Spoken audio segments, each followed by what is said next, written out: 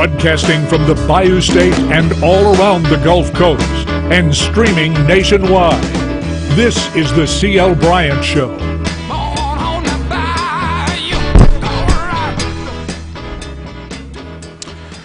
Welcome, ladies and gentlemen. This is Mike Woods. I'm sitting in for CL tonight. CL has had an exciting year this year. He just had a birthday. He's just had his first anniversary here, and I am privileged to sit in his chair tonight and do his show with Michelle. We have a great group of folks coming on. We have the former Louisiana National Committee woman, Ruth Ulrich. We're going to talk a little bit about GOP conventions and her past experience and at brokered conventions as well.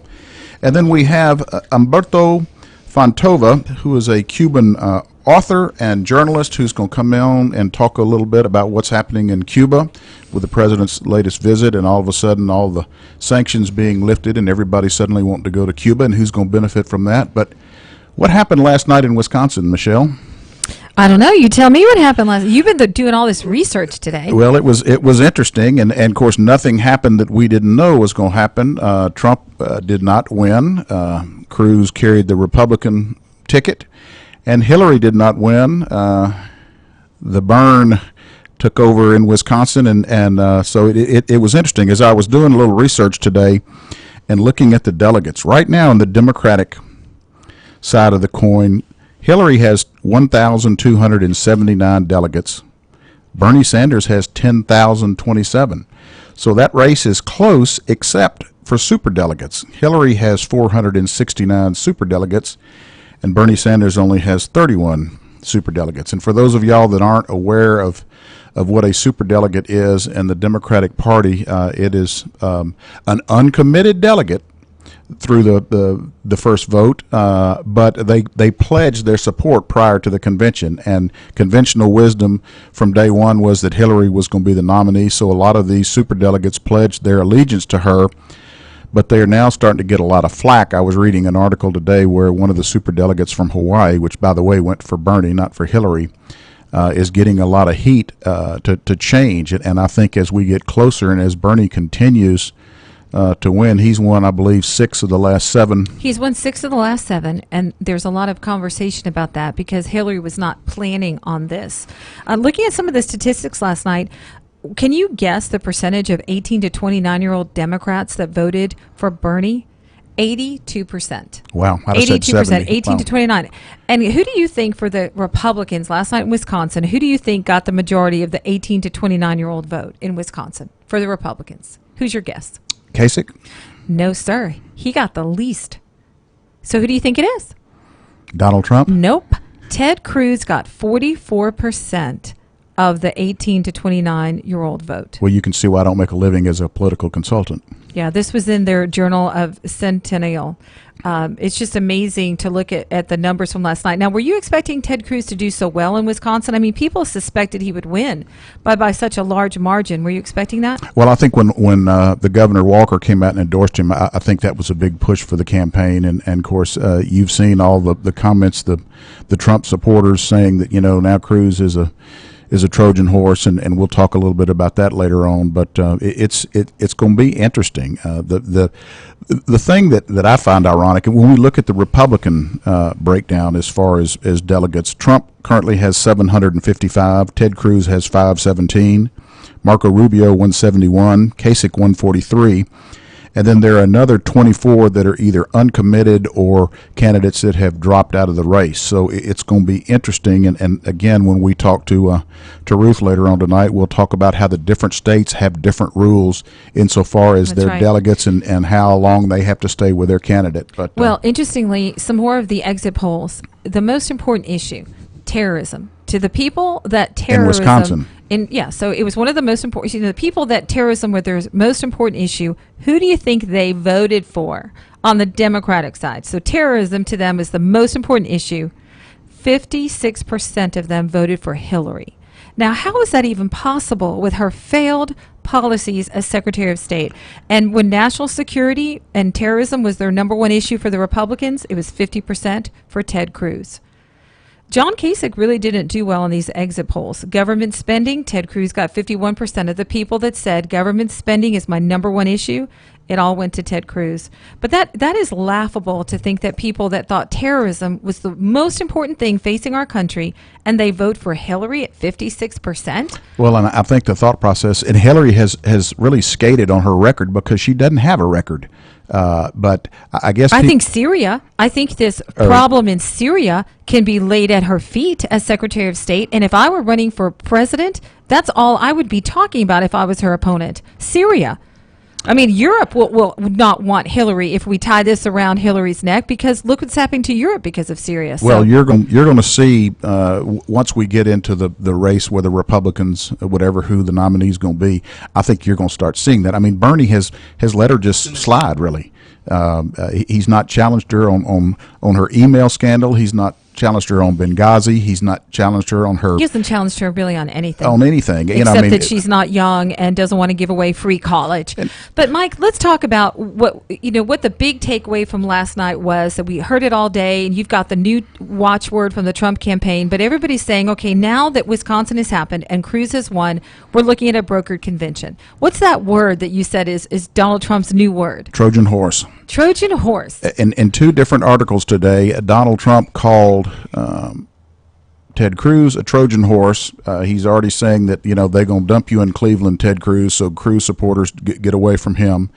But what also, does that mean, though, Mike? I mean, and this isn't just some random National Enquirer. This is Donald Trump running for president. What does he mean when he says that? Well, it means that the old proverbial Trojan horse, where you have something that you think is something, but it really isn't, and there's something else inside. And what's so I found unusual is one of his spokesmen also, in talking about the New York primary, and we'll talk about that in a second, he also called the New York delegates Trojan horses because the way they are selected. And a lot of folks, as we get into this convention issue, people don't realize, and you're going to hear this, it's the party elite that are doing it. But anyway, when we come back from the break, we're going to talk about the New York primary coming up. We're going to talk about the Pennsylvania primary. We're going to talk about how it works here in Louisiana and what all goes into being elected a delegate and what that means. Mike Wood sitting in for C.L. Bryant. We'll be back after the break. Thank you.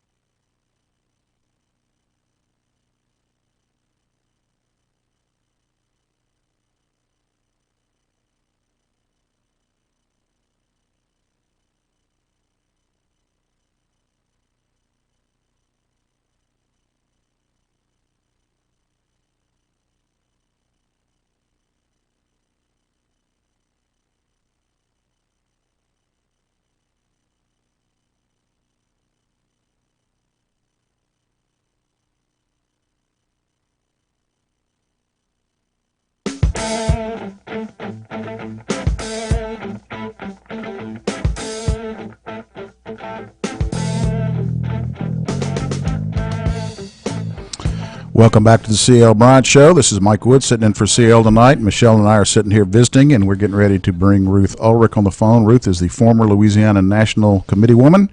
She is the former Southern Region Vice Chair of the RNC. She has GOP convention and past experience, and she's going to tell us everything about it. Everything we wanted to know about what's going to happen in Cleveland. Yes. Tell us, Ruth. Yes. How are y'all doing? We're great. Glad to have you on the show. Well, thank you so much for inviting me. Michelle, if you're going to be at the convention, I guess by now you've learned how to run in heels. I have no words. Yeah, unfortunately, I might have to be at the convention. I'm not looking forward to it. Ruth, after last night in Wisconsin, all day today in the news cycle are people just speculating about dramatic things that are going to happen at the convention. But you've been there. You were at the 2008 and at the 2012, weren't you? Yes, and I also worked Radio Row at the one before that was in New York. So I've been at 3. So we can say that you're a seasoned, even though you're only 30, you have a seasoned career in GOP politics. Oh, thank you, yes. So what do you think about all of this? I mean, you know what uncommitted delegates are, and we have them in Louisiana. That doesn't make them bad people just because they're uncommitted delegates. I mean, all the things today. There's, it's interesting, Ruth, in the conversation and phone calls that we get, people don't understand, and they also don't understand that every state has their own different rules, and Louisiana has different rules than, say, New York or Pennsylvania or whatever. So, right. In the past, your past experiences with conventions, is everything cut and dried? No, it's not. What happens is the RNC sets rules for the convention. Each state then sets the rules for their state within the RNC rules, and the RNC approves their rules to make sure that everybody is above board doing the same thing, but with Louisiana flair or California, depending on your state, taking that how that state runs into figuring out what the rules will be. But once they're all set, like in Louisiana, we have basically 46 delegates, 28 are at large, and 18 are congressional districts, which is 3 in each congressional district. But to get those votes from that, you have to at least hit a 20% threshold to be able to get your percentage of the votes according to whether they're So the Louisiana delegates, it's not a winner-take-all, but you have to reach a certain threshold, and those delegates are committed, through the first ballot? Well, on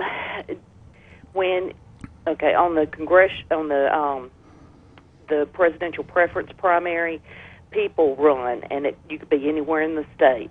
And if your candidate wins at least 20% there, then those are divided out Accordingly to the proportion of the vote they got. congressional districts. Okay. And then the ones that are at large statewide, that's when we went to the caucuses. The caucuses elected delegates to go to the state convention. The state convention elected delegates that will go to the national convention. So when if I went to the state convention as a delegate and I was representing whichever candidate, I would tell them that this is who I am supporting, and so the different delegates that they elect the national delegates according. You want to get your candidate the most delegates. But anyway, once all of this is done, what has happened here in Louisiana is there are. We're going to talk about Rubio, who got 5 votes, and then there are 5 that are unbound. Okay. Those unbound delegates are like your national committee man is an unbound delegate, your national committee woman, your state chairman, that type of thing. So they will go to the convention as an unbound delegate. And then we had the problem in our state is we have 5 delegates that were Rubio delegates. Well, they are not, since he's not running now, as far as Louisiana has been concerned, they are now unbound, but he has been sending letters to different states wanting to keep his delegates bound. And that was part of the reason he didn't suspend it. I mean, he suspended his campaign. He did not drop out of the race to try to keep those delegates still pledged to him. Right. And now, when you say that he sent that letter, does Louisiana have different rules than other states, that they are automatically unbound once you suspend your campaign? Or they can still... I don't know if I could really answer that. I don't know exactly. The rules can get tweaked between convention times. Up until the time it has to be sent to the RNC and approved by them. So I'm not sure what changes might have been made between the last time we had convention this time. Well, let me ask you this. Why would Rubio send that letter out trying to retain his delegates? What do you think, Ruth? Okay, my opinion personally, it's a power thing. You want to have something to bargain to get something that you want. You may want a seat on the cabinet. Should a particular candidate win, or you may want to have something in the platform that may not be. I mean, yeah, it's a power thing. Well, That's and what Ruth, it's always. you've been on that platform committee, haven't you? I was actually on the credentials committee. Okay.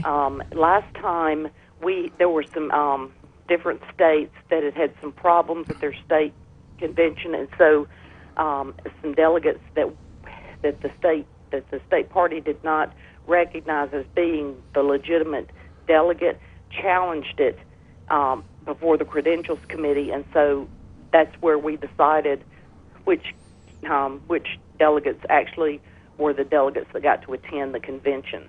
Well, it sounds like, though, Mike and Ruth, that there's always contention at these political party conventions.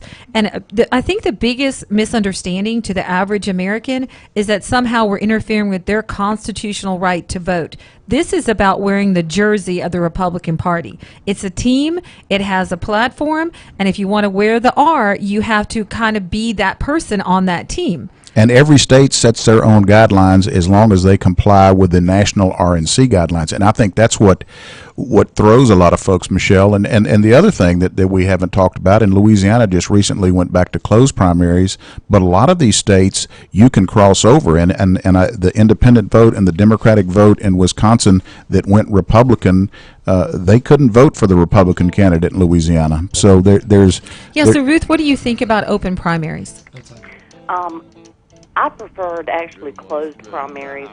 That was a very good tool when we were going from having only one statewide elected Republican to having being able to elect more. Now, okay, we've got to cut it short, Ruth. We're going to come back and we're going to talk a little bit more about brokered conventions and your experience. This is Mike Wood sitting in for C.L. Bryant. Thank you. They got a lot of nice girls.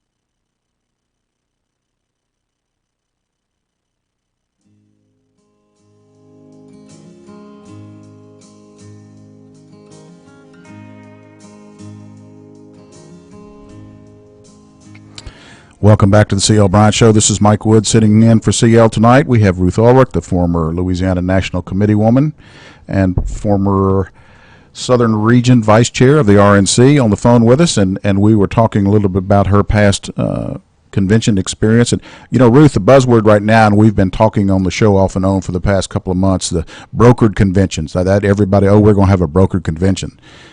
In doing research, there have actually been 10 brokered conventions, with the first one being the election of Abraham Lincoln to represent the party in 1860. And my mother and father were in Detroit in 1980 when Ford and Reagan were fighting over that, and in 76 there was a fight between Reagan and Ford. So this is no new deal. Yeah, and broker conventions. I mean, Ruth, what do you think about that? I mean, everybody thinks it's like a four-letter word, but well, it depends. It depends on where you sit and how ugly that word is. Let me give the example of the last convention, because I was there hearing a lot of that between the up-close staff with Governor Romney and everybody else. According to them, last time, a brokered convention would be worse than the plagues of Egypt. And this would be something that if we had a brokered convention, Earth would cease to exist. That's so funny. But it's on the other, it's on the other side now, and they're going, "Oh, brokered conventions are just great." So it depends on who your candidate is and where they're sitting in the polls, or whether it's a good thing for brokered. Well, if history proves itself, there have been 10 brokered conventions. In 7 of the 10, the leading candidate, as far as delegates, was not the nominee, and 6 out of those 7 times he ended up winning the president. So it's not the plague that some will have you believe. Well, and today Newt Gingrich, who's an expert on all things Republican, said that it would be impossible for somebody besides Trump or Cruz to get that nomination, that 80% of the delegates are already wrapped up and will be wrapped up between the two of them, and he doesn't think them as foolish. He used some other words, foolish enough to let some rules come in and try to steal it from them. And I tend to agree with him, because the Cruz campaign is excellent and very knowledgeable and very experienced, and there's not a chance of that happening. And Donald Trump isn't a novice either. And because these delegates are already there, and I have faith in the people in Virginia and South Carolina and Florida that have already been committed to a candidate, they're not going to be easily moved away to some random phantom third party. I would be inclined to agree. And you hear a lot of talk about the Rules Committee. The week before the convention, there are several different committees that will meet, the Platform Committee, the Credentials Committee, Rules Committee, some others as well. But on the Rules Committee, they will look at any of the rules dealing with the convention, and it goes through this huge committee process, and comes out with any rules that are being suggested that they should be changed. But those changes then have to come before the full body of the delegates and approved or not approved by them. So just because something was changed in rules does not mean that it's going to become the rule that's going to be in So you're place. saying that all this talk, and see, the thing about this that our listeners need to realize is a lot of talk radio and TV and blogs and these pundits want to create something so you have a reason to listen to them. But you're telling us that this whole phantom thing about the Rules Committee, those rules will not be applied until they're voted on by the same delegates that they're saying that they're trying to swindle? It's my understanding that that's how it's done. Last time there were some rules changed. There were some problems with some rules being changed, and that's how they prevented it, was on the floor at the beginning of the convention. Well, it's so easy to get people ginned up in this day and time of 24-hour news cycles, and when you don't have anything to talk about, you can just make it up, and it's news because it was on TV or on the radio or on the internet. But when you look at the media, when's the last time you saw a Democratic National Committee, when the DNC met? Did you see their meetings covered? Right. Well, and And when did you see RNC meet? Every time the RNC meets, they're going to be sitting there with cameras covering it, and they don't give the DNC meetings nearly the coverage. And it's because they say the Republicans have so many problems, and there's so much dissent. well, and don't forget we're the party of the elite, and yet it's the Democratic Party that has the super delegates, and we're just going through the process. And we've got the variety of candidates, women, minorities, young, old. They criticized Rubio because he was too young. Ben Carson's African American. We had Carly Fiorina, and they have two mature persons only running. That's what I'm going to say. Mature. I like that. It's a good word. People say other things about Bernie Sanders, but anyway. Well, let's face it. I mean, they're both in their 70s. Yes, they are mature people. Yeah. Yes, they are. And another thing, I made a joke, and I shouldn't have made it until I'd filled you in ahead of time, but about running in pumps. There is always controversy. There are always people that do not agree with whichever party's having the convention at that time. When we were in New York, there was a massive march, and I was walking down the street with my daughter in the area, and she looked up at me and said, "Mama, I'm scared."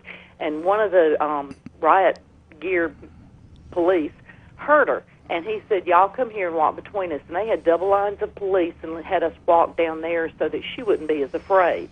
Now, you forward to the next convention where it just seemed like every time I went somewhere outside of the convention hall, I'd turn a corner and there would be the anarchists, breaking windows, doing all sorts of stuff. But when National Guard has all these people coming down between them and they turn to you and they go, "Run." You run. You run. Well, and I can't imagine that it's going to be calm and peaceful in Cleveland. And I think I kind of stumbled when you said that because I don't even want to think about that right now. But I may be obligated to be there. It won't be calm and peaceful with the Democrat convention either.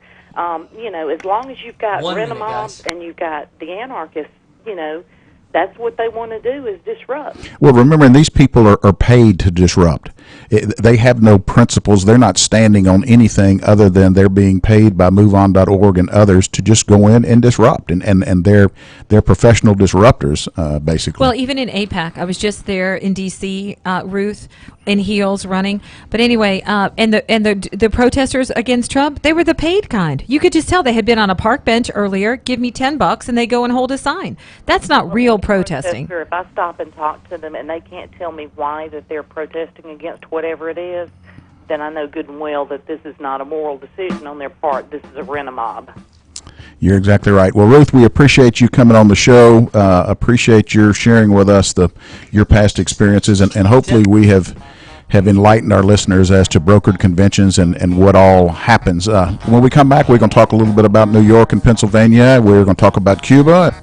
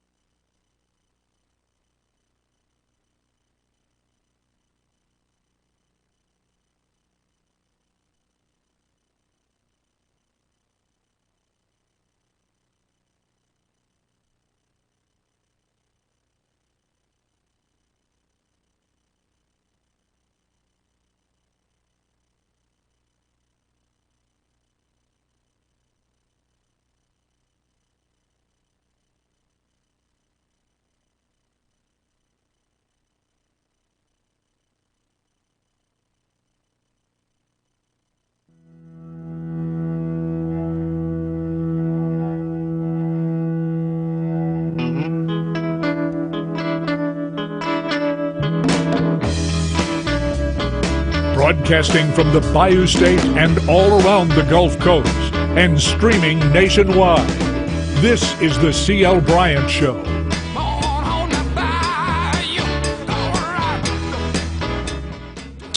Welcome back to the C.L. Bryant Show. This is Mike Wood sitting in with Michelle tonight. And we have just gotten off the phone with a former Republican delegate to the National Convention. And now let's shift gears, Michelle, and talk about one of my favorite subjects about how the government is there to help those of us in business. You may have You're seen. making a joke, I'm right? making a joke. You may have seen today the Department of Justice filed a lawsuit to block the merger between Halliburton and Baker Hughes. The Treasury Department also implemented some new rules that eliminated the $160 billion merger between Pfizer and Allergan.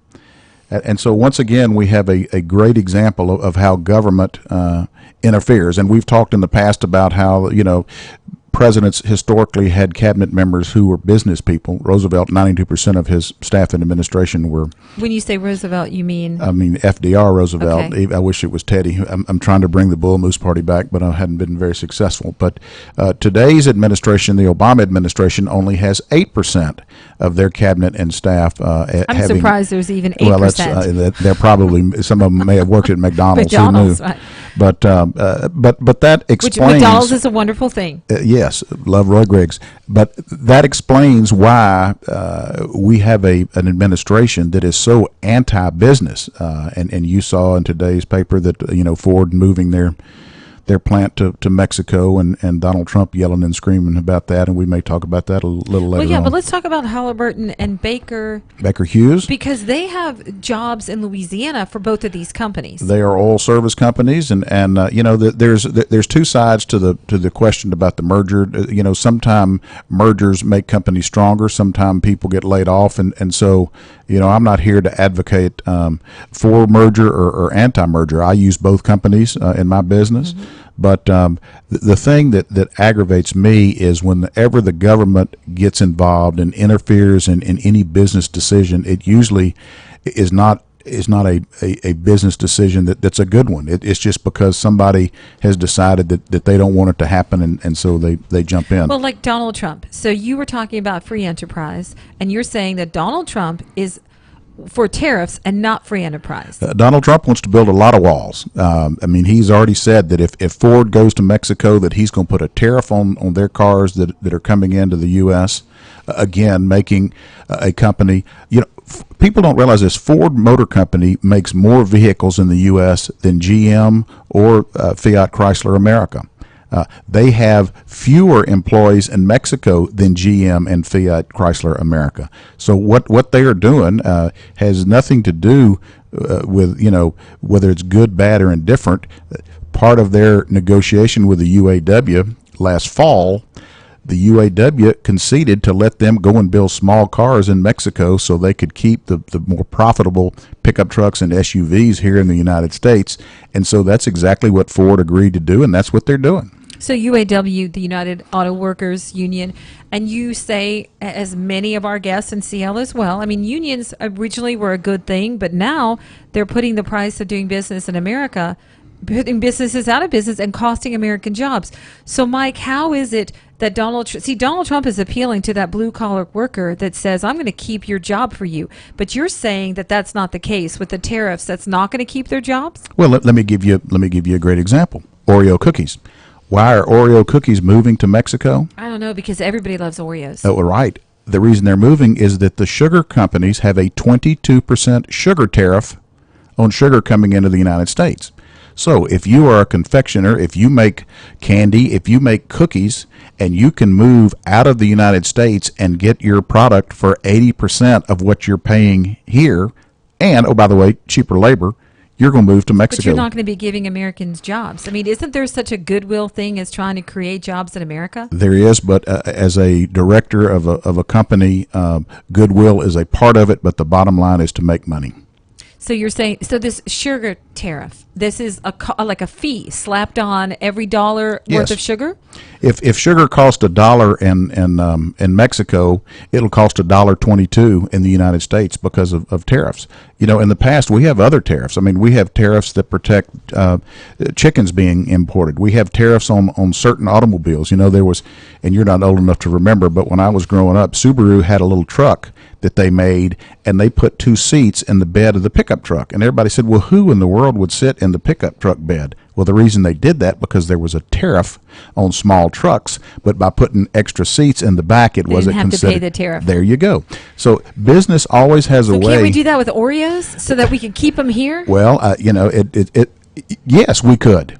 If the lobbyist would allow it to happen, but because government puts so many obstacles in front of us, you know, why do these companies move out of the country? Why did Pfizer want to have this inversion and move their corporate headquarters out of the U.S.? Because of the fact that the tax laws in the United States are so onerous. We have the highest corporate tax rate of any nation in the world. And so why do people want to go to Ireland? Why do people want to go to Spain? Why do they want to move out of the United States? Because they can save on their taxes. Let's talk about your favorite subject. We still have a few minutes to do it. Louisiana and the cost of living in Shreveport. Oh, well, don't get me going there. You know, we just recently went through a legislative session where we had a tax that was sold as a clean penny. It was going to be a 1-cent sales tax, and it was something that, I will be honest, I supported it because I was concerned about what was going to happen to higher ed and to our medical school. But come to find out, the clean penny wasn't so clean. They also, in adding the clean penny, they took away exemptions of a lot of not-for-profits, especially, that suddenly had to pay not a clean penny, but the full sales tax. 2 minutes. The YMCA, for instance, I got a phone call from my friend Gary Lash. He said, you realize I now have to pay sales tax on membership fees. The symphony now has to charge sales tax on their tickets. The ballet has to charge sales tax. So Cyport, I mean, all of these nonprofits that have never had to pay sales tax on membership fees are suddenly having to do that. Now, how does that work? If they're a nonprofit, it means that they don't have to pay income tax each year? It means they don't have to pay income tax. They still file a Form 990 with the Internal Revenue Service where they have to report their income and show the salaries of all their officers, but they don't pay income tax on their profits. But I don't know of many nonprofits that actually make a profit. So here you are, you're going to Cyport. This is a nonprofit. What does the money do? It just stays there at Cyport, which has enhanced the lives of all of our children that have grown up here and exposed them to things.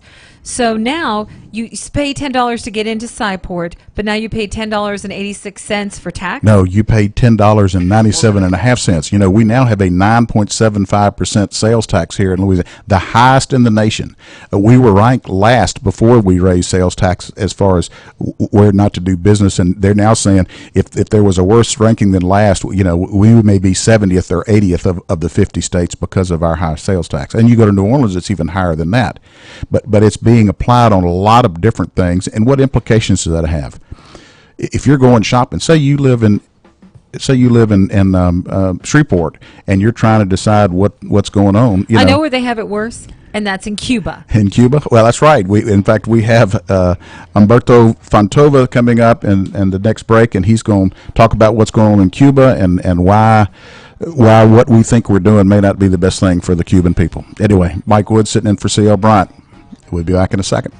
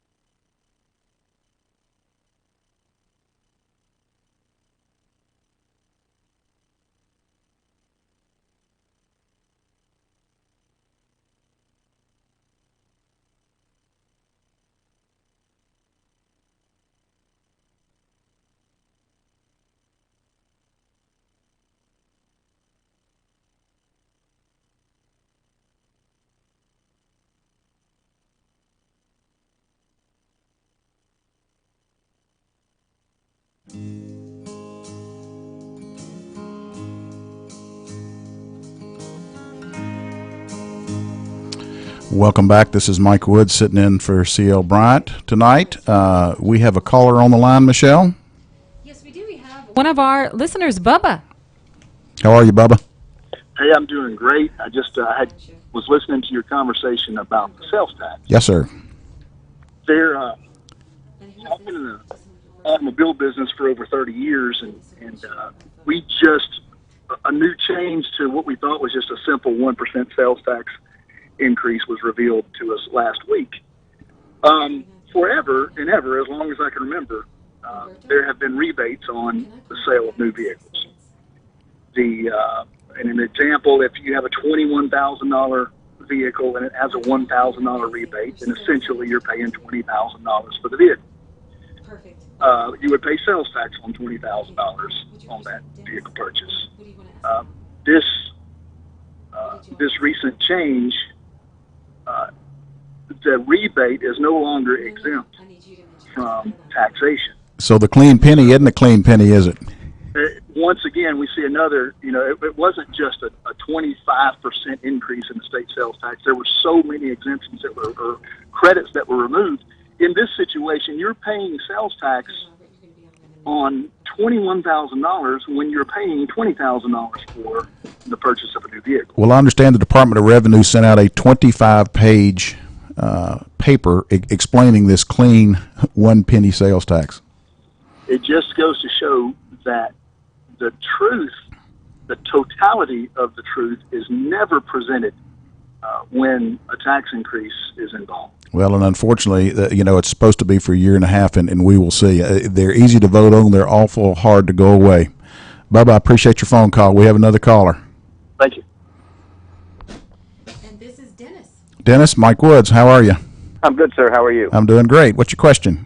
Hey, I just kind of wanted to mention, I used to eat a lot of Oreo cookies, but and I read a lot of labels where everything is made, and I haven't found any Oreo cookies even made in the U.S. Everything is made actually in Canada, and now they're shipping it to Mexico. Well, that's interesting. Well, again, Canada doesn't have a sugar tariff. Supposedly there was a plant in Chicago that they're making Oreos, but as a devoted Oreo cookie eater, you said they're coming out of Canada already anyway. Everything I have found so far, and that's the reason I almost quit eating them altogether, because everything I found is coming from everywhere else, Well, good point. We appreciate the phone call. Thank you, man. Appreciate y'all. All right. Well, Mike, it's what we talked about earlier. Mike, it's what we talked about earlier. Americans are today in 2016 America. They with their money they support their values.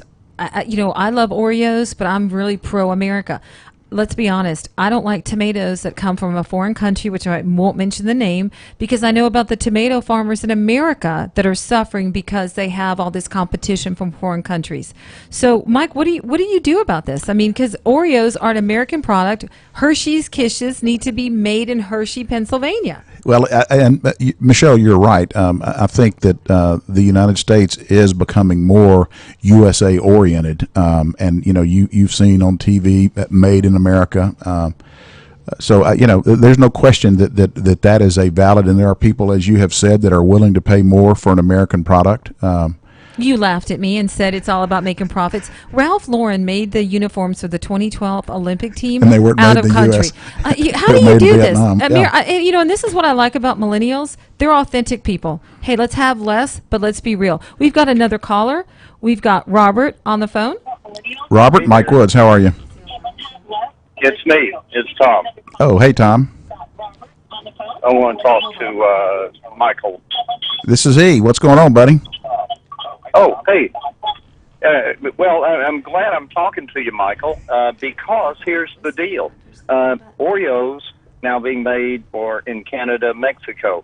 Walmart saying we carry American goods. I wonder how long it's going to be before Walmart says we're not going to carry Oreos. And then there's one other part to it, Michael. I look at the whole landscape. Americans want to save money. So many times they will buy cheaper items from big stores like the Walmarts of America. And they don't care where it's made. That is exactly right. So it is a double-edged sword. We love America. I love this. But when it comes down to that, all of a sudden my check is much less than it was, then am I going to save those dollars? I'm going to change my mind. Appreciate the call. We got all these Oreo callers that are calling in. Thank you, Tom. All right. Thank you, Michael. Well, it's that conscientious American consumer, and that's what's happening in 2016. So here we go. Here's Robert. Are Robert, you there? Mike Woods. Hey, Mike. Robert Wright. How are you? Hey, buddy. How are you? I hadn't talked to you in a long time. It's been a long time, man. It's good to hear you subbing in for CL, doing a great job. Thank you, sir. A couple things. One thing, the term clean penny and dirty penny have been used a lot in recent years. You might want to break down that file for us and clearly define those terms. I hear you're doing it some, but for those that may not have heard that. And number two, I don't know if I don't want to get into a debate about it, but, I only know one person that I can think of that's actually voted for president of the United States, and that's actually you, because the rest of us have voted for you at one point in time. And that'd be interesting to hear about your experience as being a member of the Electoral College. Yeah, I had an interesting experience in 2000. Well, the quick breakdown on clean penny and what we were sold, the bill was that this was going to just add 1 cent sales tax, period. And as you heard from Bubba Winningham and others, there were a lot of exemptions that were done away with, and the clean penny turned out not to be a clean penny. In certain circumstances, for like nonprofits, it suddenly became 4.75 pennies instead of 1 penny. So that happened there. As far as my electoral college experience, I had the privilege of serving in the 2000 electoral college as a George W. Bush electoral college delegate. And for those of y'all whose memory is short, that was the year that we had the hanging Chad in Florida, and so the election went into overtime, and the outcome was not certain. Louisiana has an interesting electoral college in that we are not committed. I could have gone down to Baton Rouge and voted for Al Gore if I'd wanted to, and the week before I got 11,000 emails from people asking me to change my vote. And we went through a lot of legal maneuvering. We voted in the old Capitol building, but the statute says you have to vote in the Capitol, so we actually convened in the old Capitol. State police took us to the Capitol where we actually cast our vote and then went back to the old Capitol. And so it was a... Well, there's 11,000 emails, though. Just think about if you're an uncommitted delegate right now. See, I'm going to make a joke here, but this is common sense. If Trump and Cruz are going after you to vote for them and you're uncommitted, who do you think has more bargaining power? A billionaire like Donald Trump who can get you Trump suits and ties and steaks? I just want to ride on his airplane. Or you can go to all his different... Yeah, exactly. Or Ted Cruz, who's a good old American guy who said, vote for me because integrity. I'm thinking Trump is going to have the better deal here, so I don't know what he's talking about Trojan horses for. Well, it's going to be interesting, and fortunately, we're hopefully educating some of our listeners as to what's going on, because we're going to have a broker convention. There's no way that anybody's going to have the necessary number. And that is not a bad thing. It's not a bad thing. Mike Wood sitting in for CL. Appreciate the phone calls. We'll be back in a second.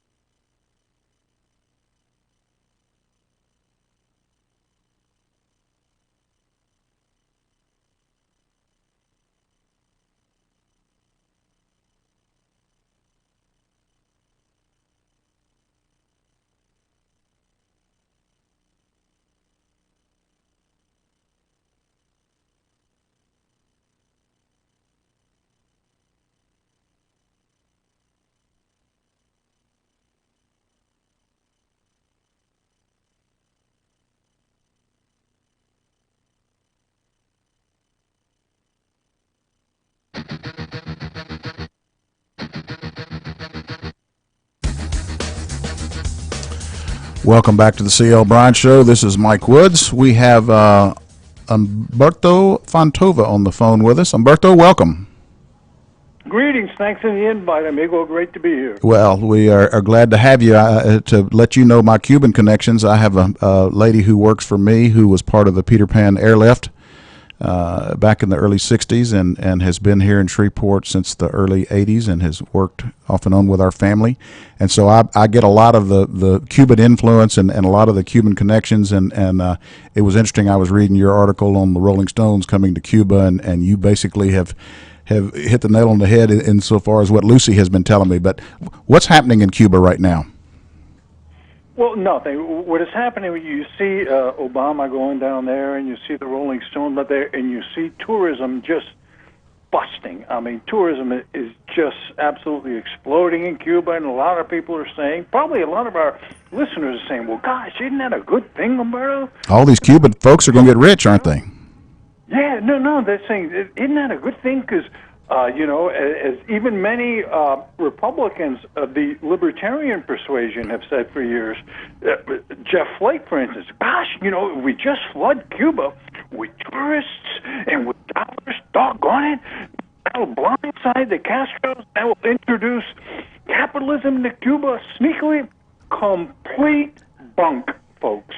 Every dollar, every loonie, every euro, every penny spent in Cuba by tourists and foreign travelers, of which Bill O'Reilly was one this week, by the way. But he admitted it. But he admitted to this because he reads my articles and I communicate with his producers. Every cent spent in there lands in the pocket not only of the Castro regime, but more specifically the Castro family, folks, because they own the entire tourism infrastructure, the hotels, the airlines, the bus lines, everything. So no, rather than introducing capitalism into Cuba and helping the Cuba, as a matter of fact, repression of the Cuban people has been cranking up in direct proportion to the foreign investment in tourism into Cuba. How many people were arrested while Obama was in Cuba? Well, officially we know of several hundred, but it's probably more. Because, let's face it, people forget because people think, well, the Iron Curtain fell, and we don't know. But you can't be positive of any news that comes out of Cuba. But let's just say that from what we do know, Cubans are experiencing a wave of terror as a result, not in spite, but because of the enrichment of the Castro regime by tourism and foreign investment. Yeah. Now, you are a Tulane graduate. How did you ended up in the United States here in '61? How did you get here? Oh, well, we left in October of '61. It was back then, nobody could really figure out how, why some people were let out and whatnot. I guess we made the application early, but they let us out. And my dad was a political prisoner at the time. And, of course, this is something that they did a lot. They grabbed him at the airport as we were leaving. Me, my mom, my dad, my brother, and my sister. I'm 7, my sister's 8, my brother's 5. We're at the airport getting ready to leave, and the communist guards come out and grab my father just as we're getting ready to walk onto the plane. So naturally, my mom gets a little flustered. Well, what's going on here? What's going on here? He's going off. And at the time, firing squads were going off in triple shifts in Cuba. Hundreds of Cuban men and boys, some as young as 16, 17, were being murdered by firing squad, by Che Guevara, the man who President Obama proudly took a picture in front of 2 weeks ago.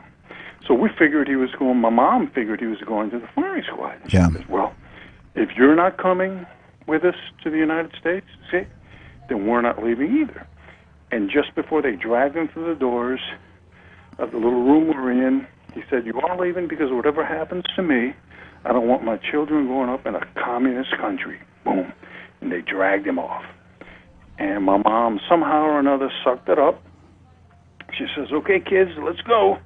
obviously she was sobbing, but let's go on our vacation. Of course, even a 7-year-old could tell it wasn't going to vacation we were going on.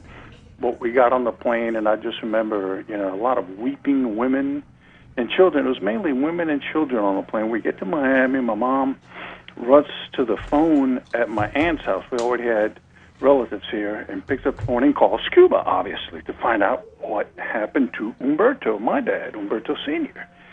And I just remember her. She heard something on the phone. She screamed, "Oh, no," and fainted and dropped the phone. So my aunt comes running up, picks up the phone, and screams again, "Oh, no." But she didn't faint. What they heard was that my father was in La Cabaña prison, which is where Che Guevara was leading those firing squads murdered. So I guess my mom figured, well, I'm in a strange, semi-strange country without a penny to my name, because everybody left Cuba with the clothes on their back, folks. Don't let them fool you. You came here to this country with the clothes on our back.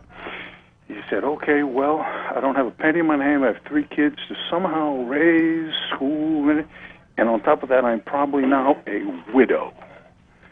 But a few weeks after that, we came to New Orleans, where we had even closer relatives. And folks, when you leave a country with the clothes on your back, you want to go someplace where you really have close friends and relatives. Yes. Take my word for it. And then another call came through. I remember that. And she picked up the phone. She screamed again. Oh! But folks, this was a scream of joy. It was my dad calling from what used to be known as Moisant Airport, New Orleans International Airport. Now it's Louis Armstrong, saying, "Hey, can somebody please come pick me up?"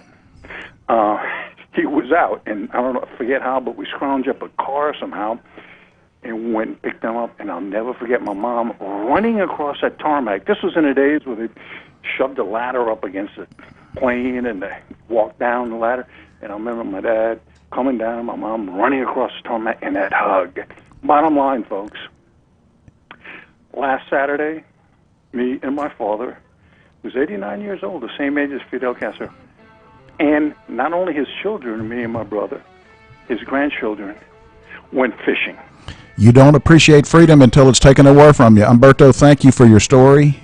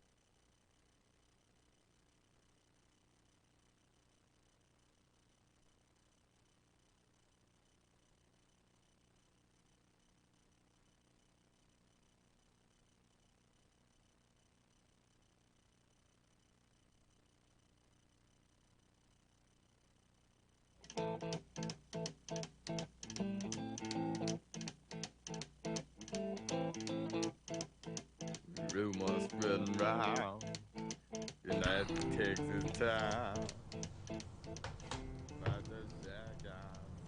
Welcome back to the CL Bryant Show. This is Mike Wood sitting in for CL tonight. We have Umberto Fontova on the phone with us. Umberto, I was just explaining to Michelle your conversation is the importance of freedom and spending time with your grandfather and your children fishing.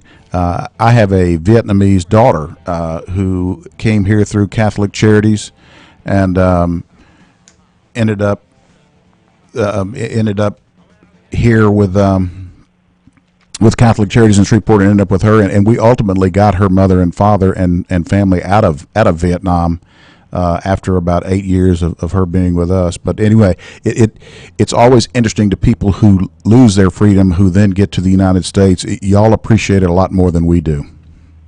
Well, it's like the old Joni Mitchell song, "Don't it always seem to go that you don't know what you got till it's gone." Paradise. Well, that's why you tend to find that Cuban Americans and Vietnamese Americans and even earlier Hungarian Americans, Czech Americans, Polish Americans do tend to do that because we saw what happens, folks. We saw what happens when you lose it. And as I mentioned, ours had a happy ending. My dad was deer hunting up until the end of January because that's what we do up until then. Me and my dad and his grandkids, my kids, and now we're fishing. But the point is that, unless you lost it, you will never understand what it's like. I mean, forget about owning firearms. Yeah. In Cuba, I have lifelong friends, but most people don't follow politics. They're going to say, "Well, Umberto, you mean your cousins in Cuba can't just go down to the local academy and buy a gun?" Not at all. Well, and Umberto, that's why we did want you to be on the show. You're an author. You're a journalist. Tell people how they can, get to your website about the article you just wrote about the Rolling Stones. How can they get more information? Well, my website is hfontova.com, and I write for Front Page Magazine, for Town Hall, for Human Events, for most of the Blaze, Glenn Beck, most of the conservative publications out there. You can just click on it and get my latest columns. I write 2 or 3 of them a week, most of them regarding Cuba. Well, let's talk about that because a lot of Americans are confused. I mean, if you notice, the national press didn't cover it long enough, but the whole situation with Castro and Obama, and then when Obama leaves, if the trip wasn't embarrassing enough and flawed enough, then when he leaves, Castro makes fun of him behind his back with disrespect. I mean, what do you make of that? No, it's embarrassing. Here's what people have got to realize, so they don't know. Right now, the cash flow from the United States to Cuba, this is fully documented. I've written 3 books on this issue, folks. The cash flow last year from the U.S. to Cuba was $5.6 billion, folks. That was primarily in remittances, cash remittances from the U.S. to Cuba, and in travel expenditures. All of that gigantic economic windfall, was made possible by Obama's executive orders since he got into office, signing things. So, folks, y'all are reading about an embargo against Cuba from the U.S. In fact, the cash flow from the U.S. to Cuba recently exceeds what used to be the cash flow from the Soviet Union. Well, and I read today that PayPal now is opening up, and so there's going to be more cash flowing into Cuba. Much, much more. And it's all made. See, here's the funny thing. We have never held a hammer on the throat of the Castro regime as we do right now. $5.6 billion. Should Ted Cruz win? Ted Cruz could get in office and in 1 week pick up his pen and with 2 or 3 signatures walking back Obama's executive orders, he could start strangling the Castro regime. So think about it. Well, I am, because, Umberto, I haven't really made a decision about president, and I have a few issues. One of them is Israel, and the other one is Cuba. And you might have just persuaded me, because that's the truth. And what can our listeners do? Trying to make sense out of what's happening in Cuba when you're not, in Miami, or like you seem to be very well connected. What can they do how do we get them the information too that this money is not going to the Cuban people? I mean, the big thing about Marco Rubio and his resistance to this is that the Cuban people at the hotels that Americans are going to are getting paid $1 a week, yet they're working 40-hour-a-week jobs plus, and yet they're not getting paid a living wage. And our president is just, and all the Americans that are going to Cuba as tourists are not even aware of that. Well, and Michelle, the other thing that amazes me is that you have the governor of New York and Washington state saying, I do not want any state employees traveling to North Carolina because of how they treat the transgender folks, but yet it's fine to go to Cuba because there's no human rights violation down there. Yeah, he's promoting Cuba, and this is the funny thing. This is also fully documented in my books. Cuba, the Castro regime, is the only regime in the history of the Western Hemisphere to have herded gays and suspected gays en masse into forced labor prison camps. This happened in the mid-'60s, and it's fully documented. So here's the triple irony. Here's Cuomo talking about this stuff apparently because of his feelings towards gay rights and so forth, and yet he's urging people to travel to the only regime in the history of the Western Hemisphere to herd gays into torture chambers. You can't make this stuff up. But see, nobody's putting this stuff out, though. The mainstream media refuses to expose the Castro regime.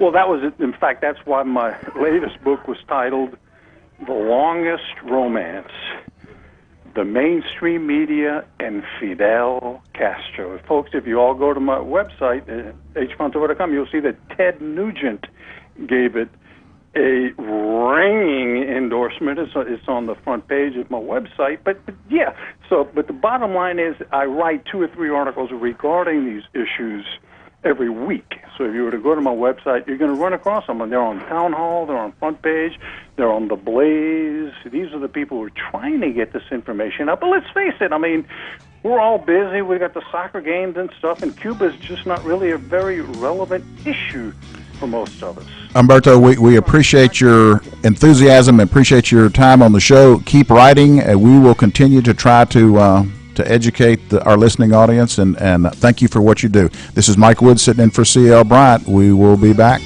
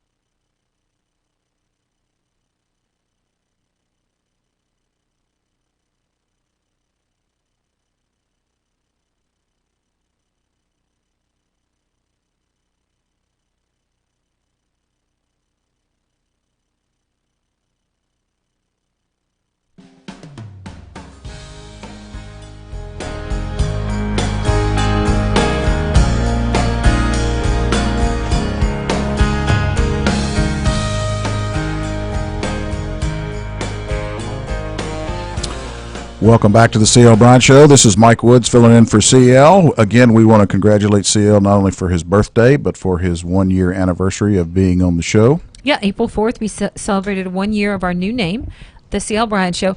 But speaking of birthdays, somebody in this room, and it's not Jay, and it's not me, is having a birthday on Friday. Friday, April the 8th. Indeed. And you're going to be 85 years old and still able to come in and do the show. But don't look a day over 80. Well, I don't know. Sometimes you look about 90, but that's another story.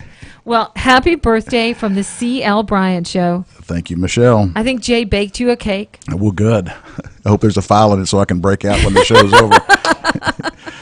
I just want to remind folks, our last guest, Umberto, also is a writer for the Louisiana Sportsman magazine and has been writing for how many years? 35 years. 35 he writes years. an article a month about hunting. And his name again, tell him his name again. Umberto Fontova. And we're going to have his information on Facebook. He has written like 15 books. He's an author, a journalist, and a Louisiana man from Cuba. From Cuba. Very interesting. Now, you want to get to talk about something that's near and dear to your heart. Yes, we have an election coming up this weekend, and not a lot of folks realize this. And it's interesting the way these property tax elections come and go without people knowing about it. You know, we just had an election, 3 weeks ago, when we selected a presidential candidate and, had a few other things on the ballot to vote on. There were some things on that primary ballot. Well, we have $175 million bond issues that we're voting on this weekend, not only for our school board, but for the Port Commission.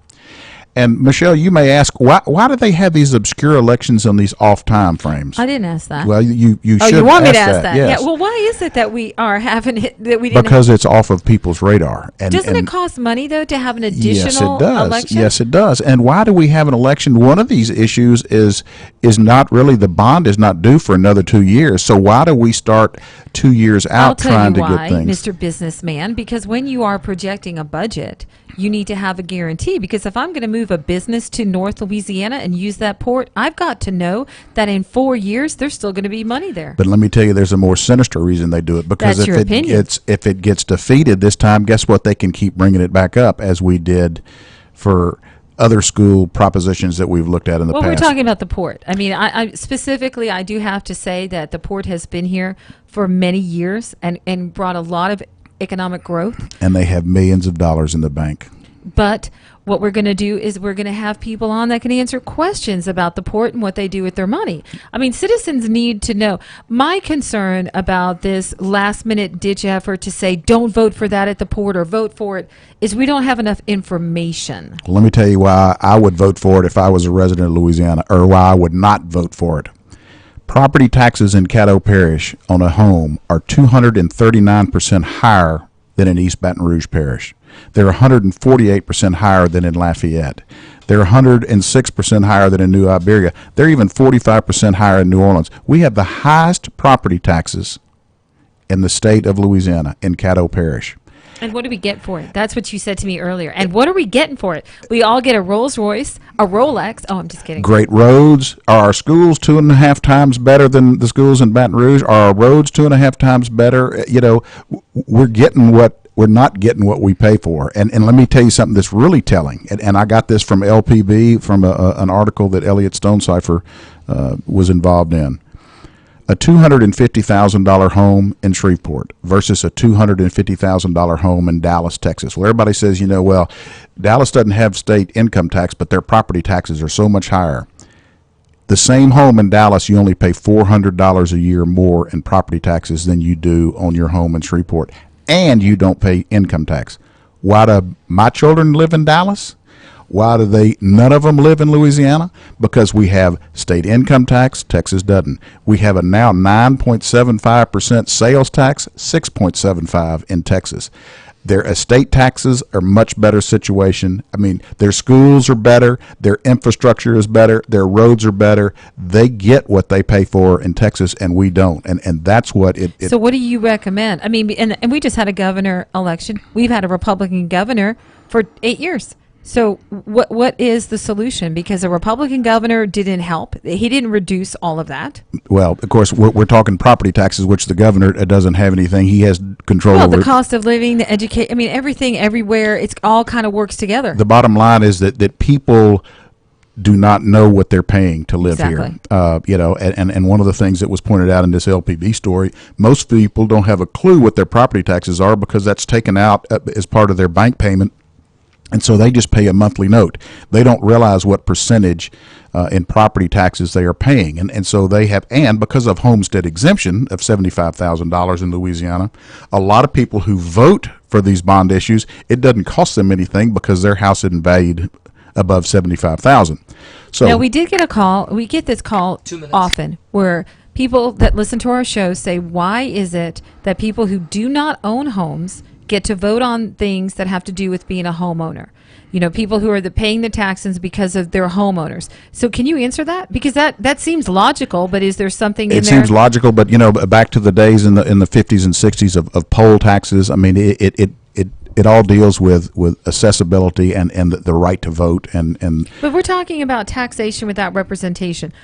A person who lives in an apartment cannot determine what I should be charged. It doesn't seem fair. But ultimately, that person living in an apartment, that property tax applies to him because his landlord is paying property tax on that building, and because there is no Okay. homestead exemption, his part of his rent cost are property taxes. So that would be one answer to your question of why people No, who don't because I own get this property. call all the time, so now I need some answers. But understand that the majority of the property taxes fall on business people. And as we are trying to recruit folks to come in, as we are trying to recruit our children to stay here, when you start looking at the cost of living, when you start looking at what all you get for your money, our school systems, 80% of our schools are DNF schools. Our roads are falling apart. I mean, look at the city of Shreveport. And what are we spending our money on right now?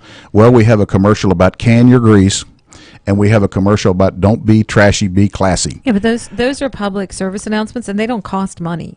You make them, and they run. The TV stations are not getting paid big dollars for that. I do have to step in for that, okay? Okay.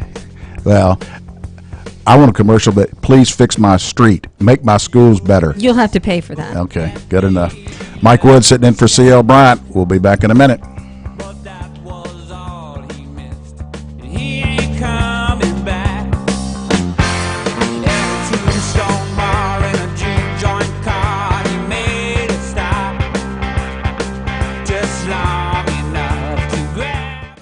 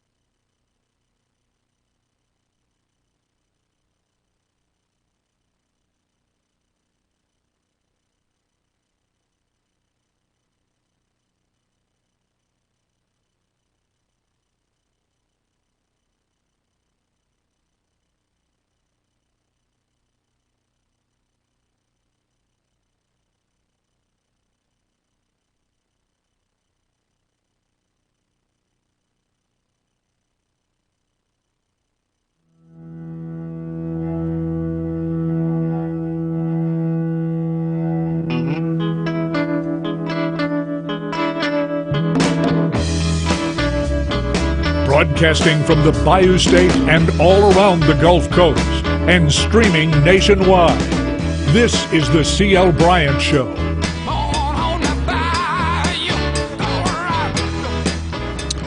Welcome back to the C.L. Bryant Show. This is Mike Woods. I believe we have a caller, Michelle.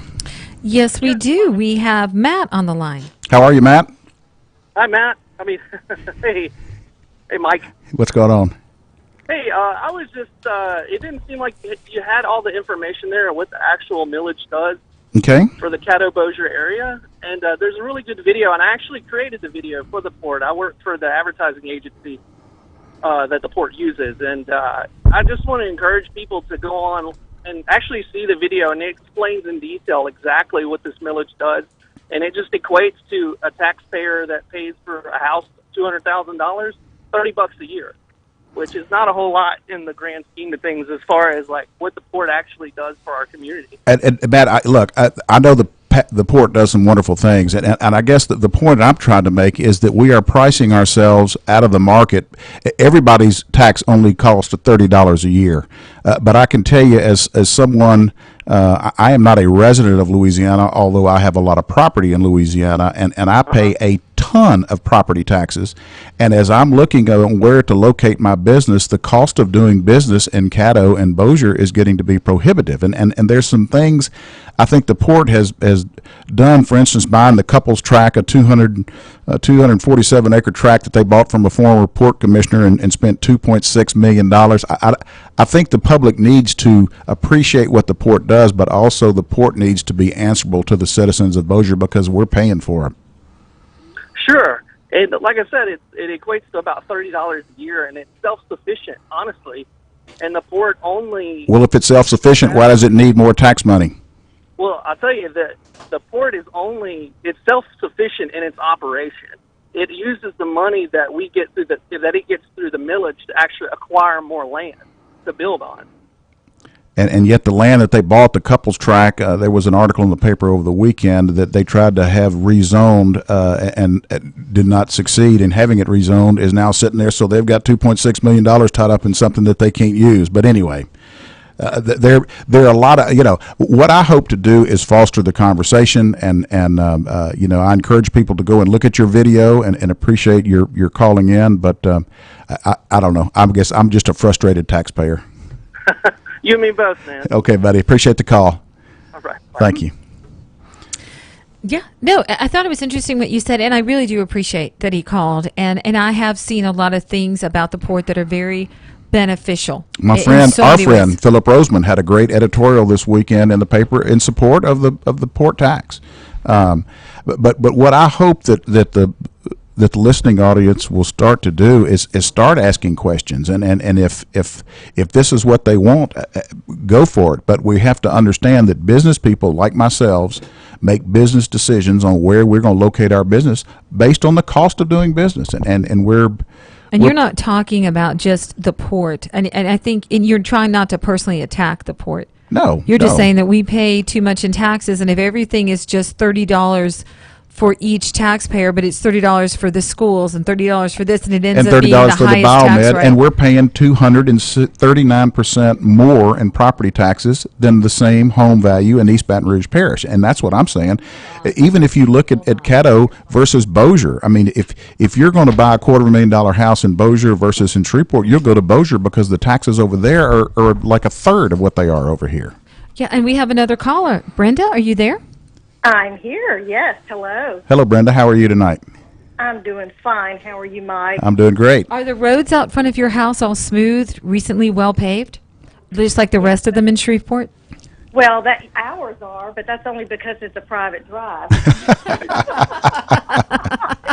But listen, y'all aren't mentioning any of our parks. My goodness, we don't have great parks here, certainly not like they have in Dallas, and the parks that we have are not maintained well. If you go out to Fort Park, there are dead trees. They're very tall. I know people who play Frisbee golf there, and on a windy day, they're afraid that they may have to dodge a tree falling. Now, are these city parks? I mean, who's paying? Because I know that we had Billy Nungesser on last night talking about state parks and state museums, but who pays for, like, Ford Park? That's city. Yeah, the Frisbee Golf Course down on Clyde Fent and Ford Park and the park out in Cedar Grove are all maintained. I guess are they maintained by SPAR? I believe so, yes. So that would be city taxes. People who live outside the city, like yourself, Mike Woods. No, I live in the city. Oh, you do? Mm-hmm. Okay. Yes. And our subdivision has parks, but we as subdivision owners pay for our parks. The city don't pay for our parks. You've hit the nail on the head, Brenda. We're not getting what we're paying for, and I guess that's my frustration. I don't mind paying more taxes on my home in Dallas because we have excellent school systems, we have excellent roads, we have good police protection, we have great fire protection, and we have some of that here in Shreveport. And I'm not knocking the police or the fire or anybody, yeah. but if you look at our infrastructure, our sewers are collapsing, our roads are collapsing, the sidewalks are falling apart. As you said, trees are falling on people in Ford Park. What about the dog park that was promised to us? Who's going to pay for that? Well, I don't know if we're ever going to get the dog park, but that's another story. So, good call, Brenda. I appreciate it. It's time to hold elected officials. And you know what, Brenda? Feet to the fire. Isn't your birthday coming up on Monday? Since we're doing all the birthday announcements, happy birthday, Brenda. Oh, thank you. I appreciate it. Thanks for calling. Bye-bye. Well, it's never a dull moment here on the radio station, but we've got some taxes to vote on this weekend, and so I would encourage everybody to go out and vote, whether you're for them or against them. Exercise your democratic right and go out and vote. This is Mike Woods sitting in for C.L. Bryant. We'll be back in a second.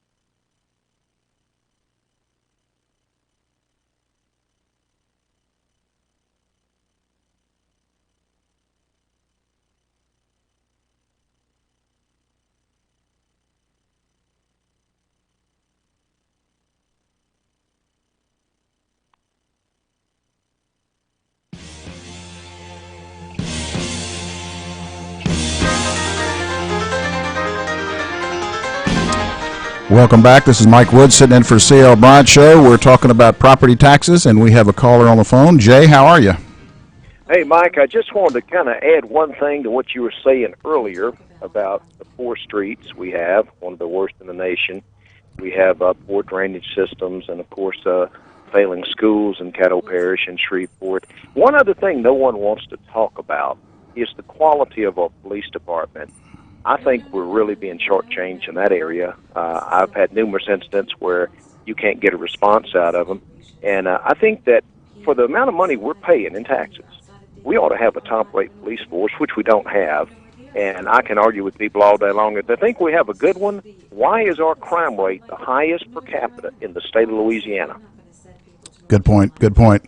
Well, it's obvious, Jay, that we are not getting what we're paying for, and unfortunately, a lot of people either don't know or don't care. But as we go into the upcoming election, hopefully we will get some folks out to vote. And you know, regardless of whether you're for it or against it, if you don't vote, shame on you, because I promise you there are people that are voting for it for all the wrong reasons. So hopefully we can get the folks out for all the right reasons. Jay, thanks for your call. Thank you. Michelle, we have another caller on the line. Hold on, Liz. You're going to go on right now. Yes, we do. We actually have another Cuban-born American, Luz Gonzalez. Luz, thanks for calling into the show. Are you there? Yes, I'm here. Thank you for having me. Well, we're glad to have you. Now tell me your story. Well, my story begins in Cuba. I was born in Guantanamo. My parents in 1948 came to the United States on their honeymoon and traveled all through the East Coast, and were lucky enough to, my father was offered a position at a college to teach, and he taught here for 3 years. And my oldest sister is a natural-born American. That, in and of itself, gave us the golden ticket when the revolution came in 1960, as we had to leave. And why did your family want to leave Cuba? Well, I think, like many other Cubans, they were very, very disturbed about what Fidel Castro was doing to freedom in the country and liberty, and the mass murders of Batista. Whether you were a Bastistiano or not, or whether you were a Fidelista or not, there is a thing called the rule of law, and it was being completely decimated. And both my parents were attorneys. They graduated from University of Havana Law School and then came here and graduated from Southwestern Law School. So the rule of law has always been very important to our family. And what a lot of folks don't realize, and I've learned this through a lady who works for me, your family's property was confiscated. Many folks who were professionals, whether they were attorneys or doctors or whatever, were thrown out and lost their job, and now the Cuban government owns all those buildings. So we're glad you made it here. We appreciate your love of the country, and appreciate you calling into the show. Thank you. Let's talk about human rights violations. We have another minute. People don't realize the constant human rights violations that Cuba is engaged in. Tell us a little bit about that, and how that the president and even the governor of New York, Cuomo, said, I won't send state employees to North Carolina, but he's willingly sending them to Cuba. I think it's a disturbing trend not to realize that. Just think of the damas en blanco, the ladies in white, and so many of the dissidents just since Obama's trip, 498 were arrested. I think they have a serious disconnect. I don't know if it's a complete disregard for the Cuban exile experience, or trying to legitimize Castro's regime. Either way, it shows an unbelievably appalling ignorance on human rights, or hypocrisy, both. Well, unfortunately, the left 2 minutes. say they care about certain things, but as we learned from Umberto early, they're upset with the way the North Carolinian government is treating the gay population, but it's no problem with how Cuba is treating it. Again, thanks for your call. Appreciate your your willingness to call in, and look forward to hearing from you again. Likewise, thank you. Do we have another caller, Michelle? We don't, because we want you to tell us a little bit about property taxes and your thoughts on solutions. I mean, what do you think we can do to change the situation that we're in? A lot of callers want to know. They can tell you're a businessman. So what are some of the solutions that you have? Well, part of the reason that I'm so concerned, even though, as I mentioned earlier, that I'm not a resident of Louisiana, I live in Dallas for a lot of different reasons. But I do have a home here in Louisiana. My mother lives here. Our family has a large tract of land in the southern part of the parish, and we have a lot of business property that we pay property taxes on.